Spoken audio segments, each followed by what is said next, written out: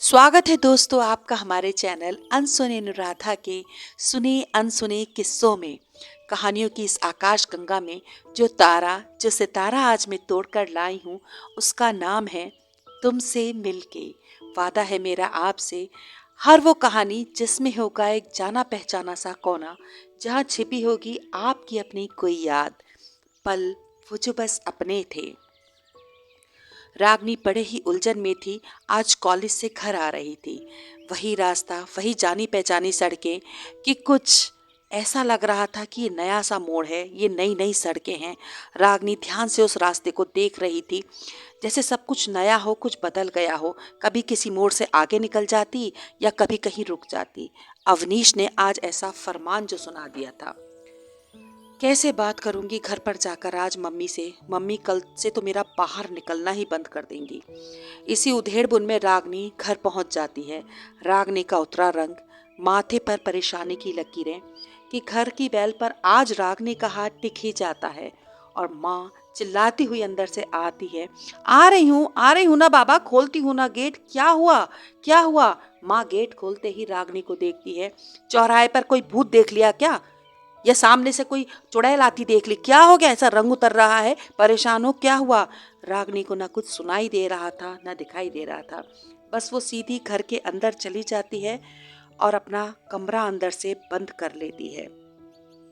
माँ उसे देखती रह जाती है कि कहीं पागल वागल तो नहीं, क्या हो गया आज इसे, और अपने कमरे में अंदर चुपचाप बंद हो जाती है। माँ तो सब कुछ देख रही थी। आ गई होगी आज फिर किसी से लड़कर, हो जाएगी थोड़ी बहुत देर में ठीक ठाक। रागनी कॉलेज से दोपहर 2 बजे आ गई थी। 4:30 बज रहे थे कि अब माँ को भी चिंता होने लगी। और जो हमारी भारतीय परंपरा है, लगी माँ जोर जोर से दरवाजे को पीटने। रागनी, रागनी क्या हो गया? रागनी दरवाजा खोलो, क्या हो गया? कि रागनी को अब बात समझ में आ गई थी कि अब तो बात भगवान के हाथ से भी निकल गई है। दरवाजा खोलने के अलावा और कोई रास्ता नहीं, अब तो दरवाजा भी खोलना ही पड़ेगा। हाँ मम्मी, हाँ क्या हुआ? क्या हुआ तुम बताओ, क्या हुआ? जब से आई हो ना खाना खाया है ना कुछ बताया है, क्या बात हो गई? किससे लड़के आई हो, क्या परेशानी हो गई तुम्हें? बस क्या समझाती रागनी। माँ का थोड़ा सा नरम लहजा हुआ। बताओ क्या बात हो गई? मम्मी प्रॉमिस करो, आप आराम से सारी बात सुनोगी, प्लीज प्रॉमिस करो, आप डांटोगी नहीं, पहले बात सारी आराम से सुनोगी। हाँ हाँ रागनी बताओ क्या हुआ। रागनी इधर उधर दीवारों की ओर देखती है। अरे अब कुछ बोलोगी भी? दीवारों पे क्या तुम्हारे पूर्वज लटके हुए हैं, पूर्वज नजर आ रहे हैं? क्या बोलोगी? बोलो, मुझे क्या बात हो गई, टाइम पास मत करो, जल्दी बताओ क्या हुआ। और रागनी एक ही सांस में सब कुछ बोल देती है। माँ, मम्मी, मैं एक लड़के से प्यार करती हूँ, उसका नाम अवनीश है और मेरा सीनियर था। वो एक अच्छी कंपनी में अब जॉब करता है। बस मेरे फाइनल ईयर हो जाने का हम दोनों इंतज़ार कर रहे थे। अब मेरी पढ़ाई भी पूरी हो गई है, उसके घर पर भी उसके लिए रिश्ते आ रहे हैं। तो इसलिए, कि माँ के मुंह से निकलता है, तो इसलिए, इसलिए का क्या मतलब? वहां पढ़ने जाती थी या अपनी जन्मपत्री मिलाने जाती थी? ध्यान से सुन लो रागनी, ना तुमने आज मुझसे कुछ कहा और ना मैंने सुना, ये बात बस यहीं खत्म कर दो। हो गई तुम्हारी पढ़ाई पूरी, एग्जाम्स हो गए हैं, अब घर बैठो। लड़कियों को घर का काम भी आना चाहिए। खाना खाना चाहो तो खा लो, वरना दोबारा से अंदर से गेट बंद कर लो। और कहती हुई माँ गुस्से में पड़पड़ाती हुई रागनी के कमरे से बाहर निकल जाती है। रागनी को समझ में आ गया था आगे बात करने का कोई फायदा नहीं था। आज 2 दिन हो गए थे रागनी कॉलेज नहीं गई थी। फोन भी स्विच ऑफ था माँ के पास जो था। रागनी मौका देख आज किसी तरह अवनीश को मैसेज करके सब कुछ बता देती है। 1 हफ्ते से रागनी घर ही थी, बस मौका पाकर कभी कभी मैसेज कर लेती थी। उधर माँ ने पिताजी को भी समझा लिया था, मना लिया था कि रागनी के लिए अच्छा सा परिवार देखें, कोई लड़का देखें, उसकी हमें शादी करनी है। रागनी आज बहुत परेशान थी, किसी तरह को माँ को समझाती है और लाइब्रेरी की बुक्स वापस करने जानी है माँ, बहुत ज़रूरी है। और माँ को समझा लेती है, मना लेती है। टाइम से आ जाऊंगी माँ, सच कह रही हूँ। रागनी आज कॉलेज नहीं, कोर्ट की ओर जा रही थी। सामने अवनीश खड़ा था। आज 10 दिन बाद अवनीश को देख मानो एक जन्म बीत गया था। अवनीश ने रागनी का हाथ कस के थाम लिया था। दोनों की आंखें एक साथ भर आई थी और बढ़ गए थे आगे, एक नई दुनिया की ओर कदम बढ़ा दिया था, कदम से कदम मिलाकर। अवनीश ने एक छोटा सा 2 रूम सेट किराए पर ले लिया था।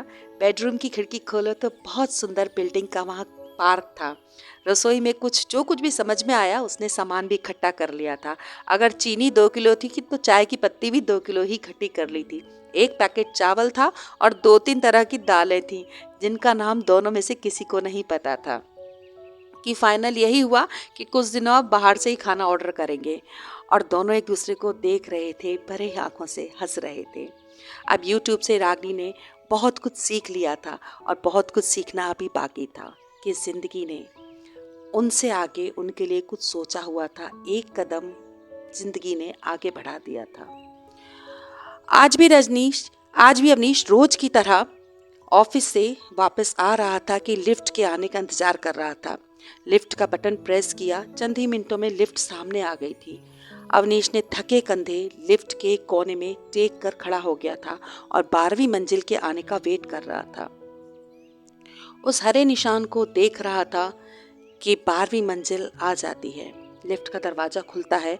अवनीश फ्लैट की ओर बढ़ता है और डोल बजाता है। बार बार बजाता है, फिर बजाता है कि रागनी अंदर से अभी दरवाजा नहीं खोल रही थी। शायद वॉशरूम में होगी रागनी। 2 मिनट रुककर फिर अवनीश डोरबेल बजाता है। क्या कर रही हो रागनी? गेट खोलो। क्या हो गया? कहाँ चली गई आज? लॉक तो नहीं है बाहर से? वो तो अंदर ही। कहाँ हो रागनी? कि झटके से दरवाजा खुलता है। अवनीश बड़ी ही हैरत से अंदर की ओर जाता है और चारों ओर दीवारों को देखता है कि रागनी गेट के पीछे छुपी हुई थी और पीछे से आकर अवनीश को कस के पकड़ लेती है। अवनीश हंसते हुए, ये सब क्या है रागनी? ना तुम्हारा बर्थडे है ना मेरा बर्थडे है, फिर ये बैलून्स की डेकोरेशन। रागनी उंगली से इशारा करती है। सामने टेबल पर एक बहुत ही सुंदर बच्चे की फोटो रखी होती है और एक बार फिर दोनों की आंखें भर आती हैं, जैसे उस दिन कोर्ट में एक दूसरे को देखकर भर आई थी। दोनों एक दूसरे को देख रहे थे। रागनी और अवनीश दोनों ने अब अपना पता बदल दिया था।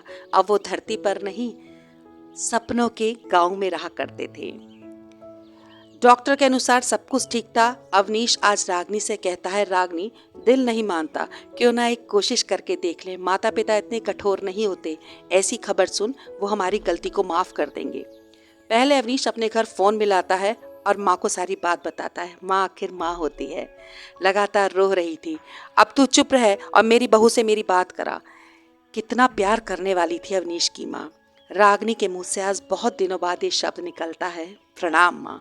और माँ अल्टीमेटम दे देती है कि सारा सामान पैक करो और जल्दी से अपने घर वापस आ जाओ।